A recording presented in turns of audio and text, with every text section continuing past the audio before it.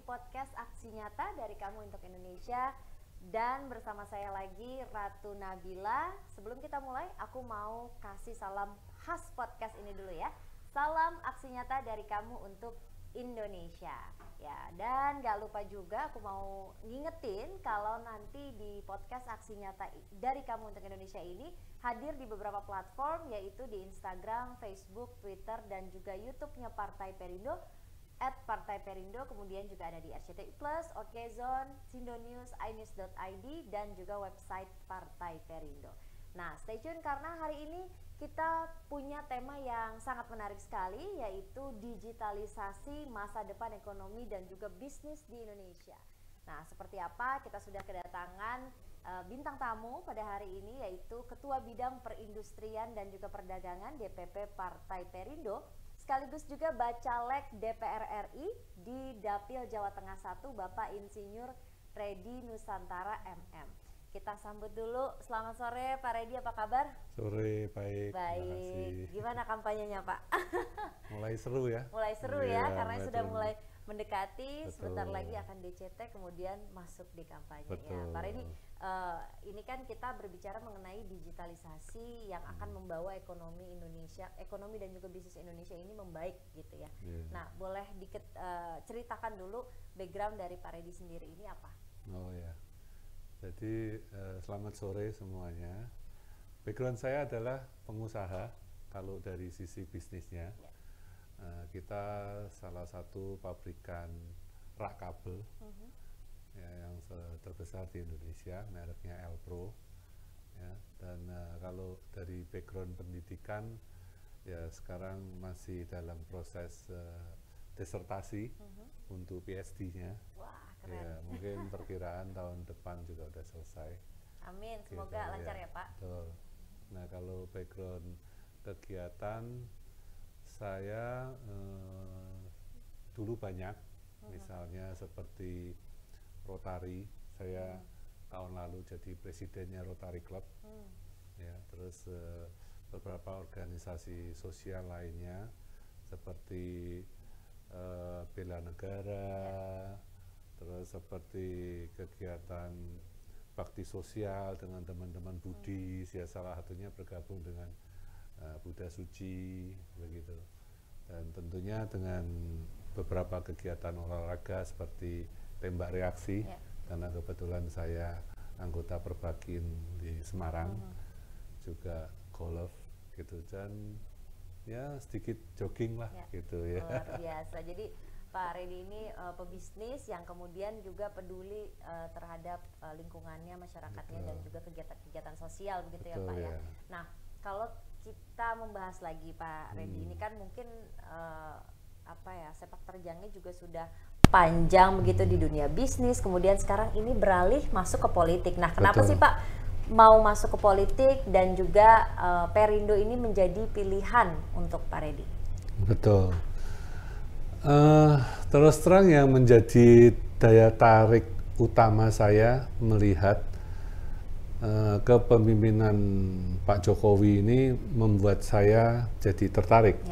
Karena saya melihat Pak Jokowi ini orang baik, yang dimana dalam mewujudkan kerja nyatanya Pak Jokowi ini banyak dikerubuti orang-orang yang beroposisi ya, yang belum tentu satu jalan dengan maksud Pak Jokowi. Nah, saya melihat itu, saya jadi terdorong untuk bagaimana supaya saya bisa menjadi dewan dan membantu pemerintah yang punya tujuan baik ini supaya mudah memajukan. Kalau dewan ini dikuasai orang-orang baik kan akan membawa Indonesia menjadi lebih mudah mencapai emas ya, Indonesia emas ya, lebih mudah, lebih mudah terrealisasi dan mengakibatkan Indonesia, masyarakat Indonesia jadi sejahtera. Betul, jadi itu yang menggerakkan Pak Reddy ini untuk masuk ke dunia politik, mungkin juga bisa berkontribusi begitu ya untuk negara. Nah, Pak Reddy, kalau nanti misalnya Pak Reddy ini masuk ke DPR RI, apa sih yang menjadi concern dari Pak Reddy sendiri? Ya, karena saya melihat ya, tentunya dengan pengalaman, dengan pendidikan kita melihat banyak hal yang perlu kita improve ya, yang perlu kita perbaiki untuk Indonesia lebih baik. Ya, terutama bidang saya di industri, tentu selama saya memimpin, memiliki perusahaan kan hambatan yang kita alami juga banyak, dan kita melihat juga potensi Indonesia yang ke depan yang sungguh luar biasa, yang perlu kita ikut berkontribusi mengubah ini menjadi lebih mudah diwujudkan untuk mencapai Indonesia sejahtera. Baik, jadi fokusnya di industri begitu ya, karena kan memang sehari-hari kegiatan Pak Reddy juga di sana. Nah, kalau Pak Reddy melihat sekarang nih dari sebagai pengusaha apalagi kan melihat regulasinya ini tuh sudah mendorong belum sih ke arah industri yang lebih besar lagi begitu, karena kan kalau kita melihat di negara-negara maju gitu ya, industrinya udah sangat maju gitu Pak, bahkan dari berapa ratusan tahun lalu gitu udah bisa bikin mobil, bisa bikin mesin, bisa semuanya. Nah, Indonesia ini kan apa ya, mungkin lebih banyak UMKM-nya begitu Pak dibandingkan industrinya. Nah, apalagi Pak Reddy ini kan memang sudah di industri itu sudah lama begitu. Apa sih Pak yang kemudian apa ya menghambat mungkin pengembangan industri yang menjadi lebih besar? Betul. Jadi memang dibutuhkan suatu regulasi yang kuat ya, untuk mendorong pembangunan industri dasar. Misalnya petrochemical gitu. Petrochemical kan industri dasar. Nanti turunannya kan banyak. Kayak kilang minyak gitu. Satu kilang minyak bisa menghasilkan pupuk, bisa menghasilkan bensin, solar, macam-macam turunannya. Nah, itu yang kita butuhkan. Selain regulasi juga kita butuhkan juga bagaimana mendorong supaya pengusaha ini mudah dan gampang untuk berbisnis ya. Jangan terlalu banyak dibebani oleh hal-hal yang nggak penting ya. Ya, terutama ini pengalaman pribadi ya. Karena kita ini kan salah satu pabrikan yang terbesar untuk di kabel tray, rak kabel. Nah, di mana untuk mengikuti mega project yang dimiliki Indonesia, bahkan foreign direct investment yang ada di Indonesia, kita wajib mempunyai TKDN. Ya, betul. TKDN kan kandungan dalam negeri gitu. Dan kandungan dalam negeri itu dari perindustrian itu cuman berapa item yang dikasih gratis. Apakah kemudian kualitasnya juga kurang begitu Pak, atau memang itemnya yang kurang banyak? Enggak, begini. Jadi kalau kita pabrik kan, nggak mungkin kan kita memproduksi cuma satu gitu. Itemnya kita ada ratusan. Kalau yang digratisin cuma beberapa, yang sekian puluh ini kita bayar. Kalau sekian puluh ini bayar, kita ngomong kata satu sertifikat itu 20 juta. Itu udah dikali berapa puluh sertifikat. Itu pemerolehan sertifikatnya. Setelah kita memperoleh sertifikat, kita baru diizinkan untuk ikut dalam tender pemerintah gitu, ya toh.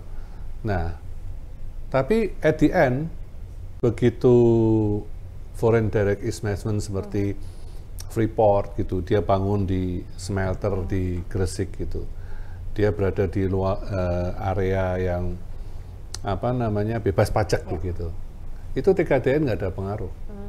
Dia tetap aja import dari luar ya. Dari luar. Nah, terus buat apa kita punya TKDN dalam negeri kalau at the end mereka tetap beli produk dari luar negeri untuk jenis barang yang sama kan? Tidak ada gunanya kan kandungan dalam negeri kan. Tapi sebenarnya barang-barang yang diperlukan untuk industri, apakah dari dalam negeri ini sudah cukup begitu Pak mengakomodir? Jadi begini, seperti kita ngomong kayak pembuatan steel structure gitu.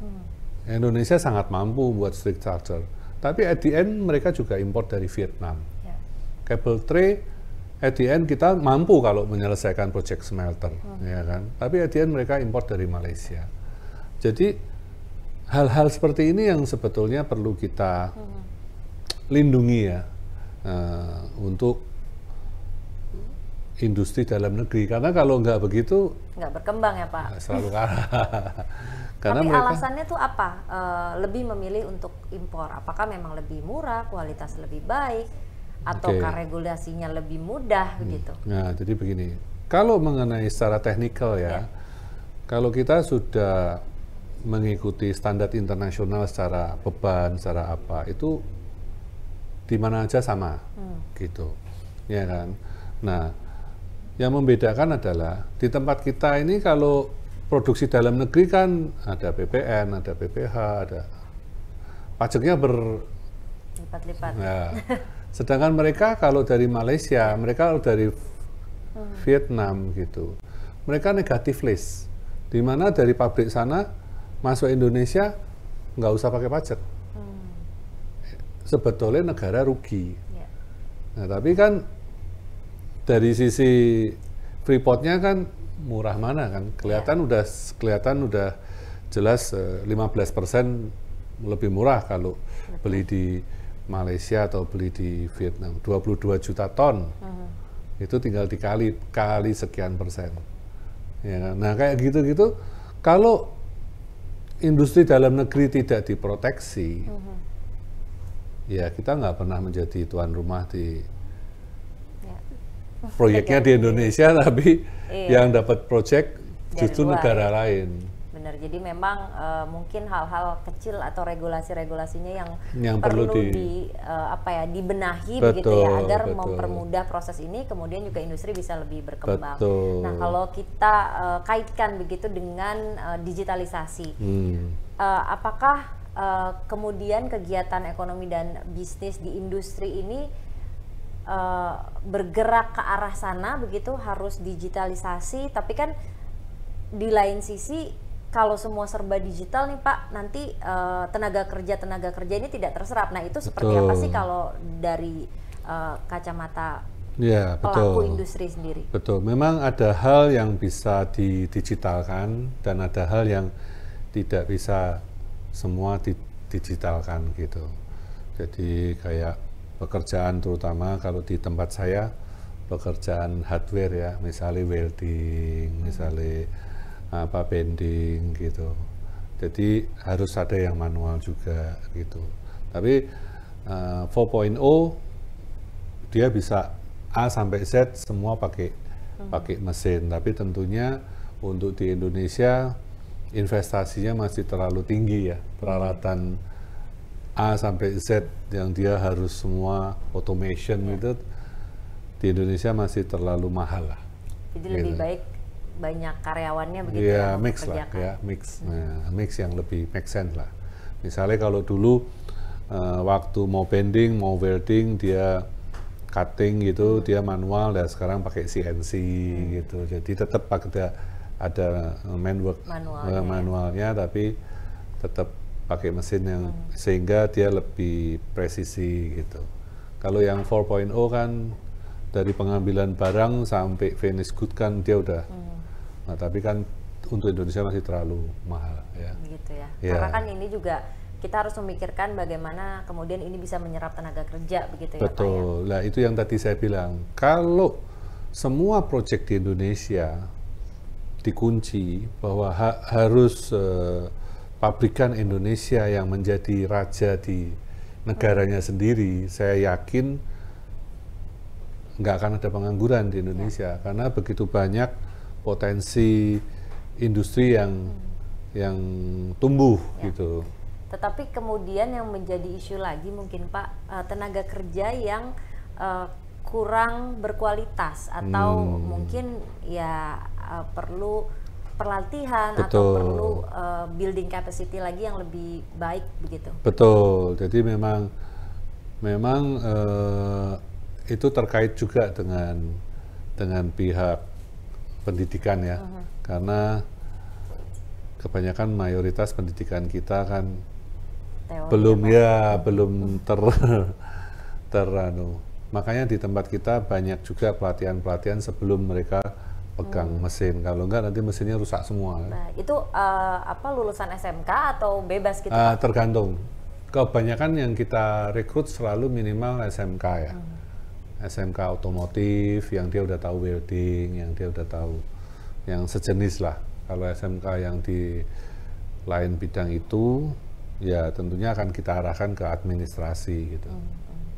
Baik, nah Pak, ini kan kalau berbicara lagi mengenai digitalisasi gitu, ini kan sebenarnya mampu melahirkan perekonomian baru, tapi juga yang tradisional ini lama-lama terkikis, apalagi mereka-mereka yang lama atau telat untuk berubah ke digital. Nah ini menurut Bapak sendiri bagaimana sih menjembatani ini semua begitu, agar kita bergerak ke digital lebih baik, tapi yang tradisional juga tidak tertinggal?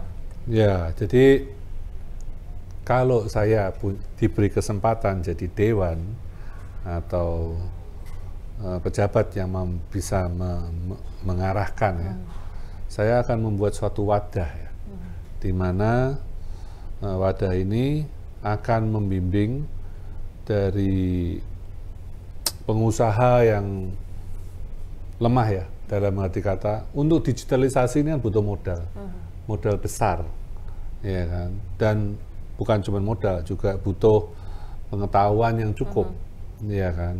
Nah sedangkan mereka kan spesialisnya baru di produknya ya kan.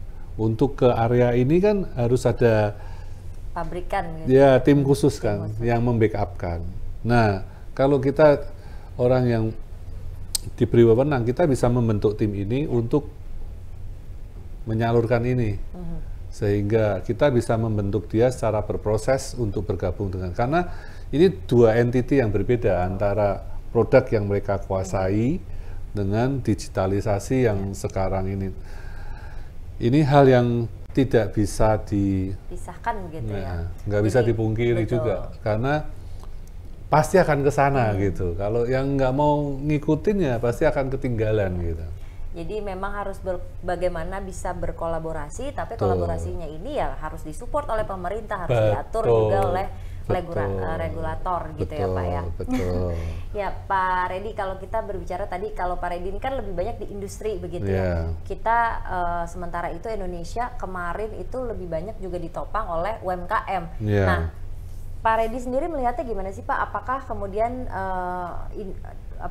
UMKM ini bisa membesarkan bisa besar menjadi industri, ataukah bisa berkolaborasi nih antara industri dan UMKM gitu?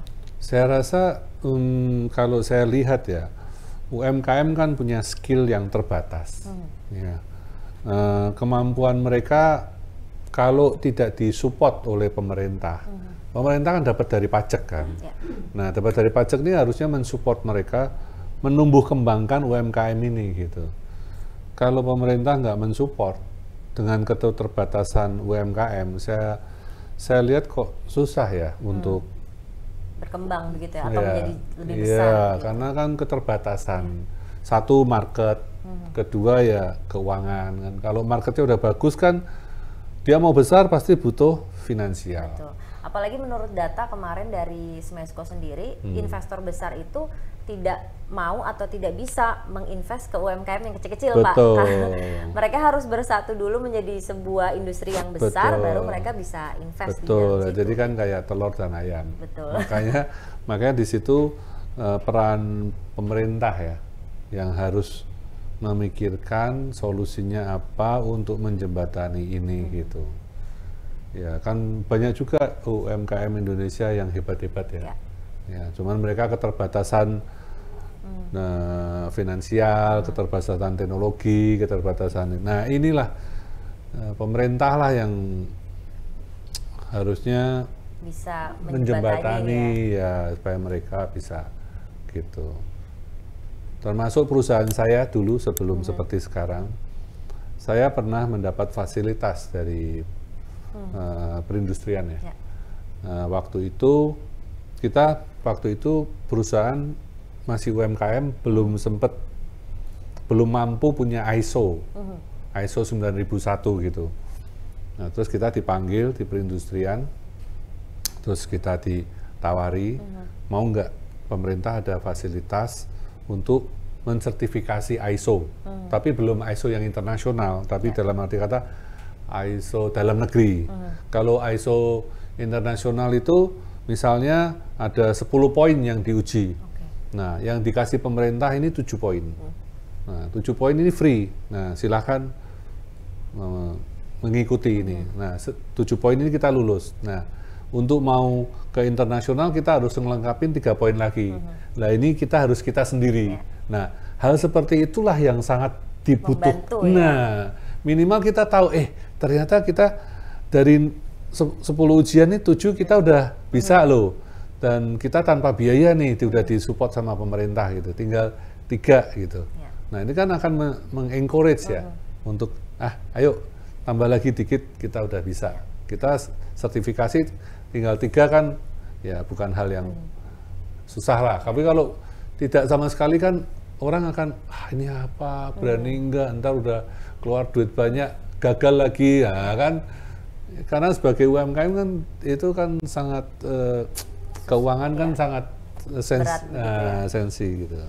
Baik, jadi ini Pak Reddy ini juga termasuk living proof begitu ya, yang dari UMKM dulu kemudian berkembang menjadi industri yang besar. Nah, Pak Reddy boleh kasih tips ke Sobat Aksi Nyata yang nonton podcast ini, apalagi yang muda-muda. Nah, gimana sih tips untuk membangun ekonomi yang kuat, membangun bisnis yang bisa berkembang, dan juga mungkin bisa membantu Indonesia menuju Indonesia Emas di 2045 nanti. Iya, betul. Jadi tips saya untuk sobat semua, 1, jangan pernah menyerah. Seperti orang bilang, jatuh 10 kali, berdirilah 11 kali. Selama berjalan di jalur yang benar, jangan pernah menyerah. Yang benar tuh dari banyak hal ya, dari sisi hukum, dari sisi bisnisnya benar, secara hukum benar, secara agama benar.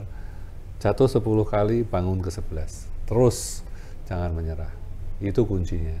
Baik, terima kasih Pak Reddy, luar biasa. Ini juga berkaitan dengan campaign Aksi Nyata dari Kamu untuk Indonesia, di mana movement ini dijalankan oleh Partai Perindo, yaitu bagaimana menjadi produktif, solutif, modern, bersih, berintegritas, peduli, dan juga turun langsung untuk Indonesia yang sejahtera. Dan untuk mendaftar sebagai anggota Partai Perindo, Anda bisa mengunjungi website www.partaiperindo.com atau klik bit.ly di bawah ini, dan juga jangan lupa untuk mendownload aplikasi Partai Perindo di App Store dan juga Play Store, atau scan barcode di bawah ini.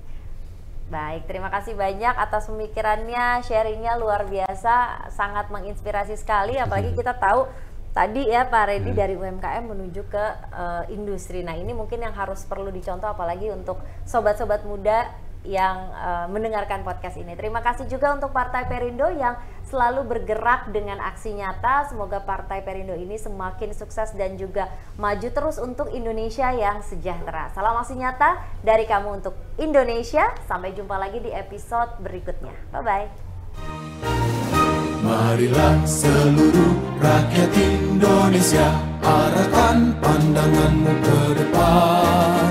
Raihlah mimpimu bagi nusa bangsa, satukan tekad untuk masa depan. Pantang menyerah, itulah pedomanmu. Hentaskan kemiskinan cita-citamu, rintangan tak menggentarkan dirimu.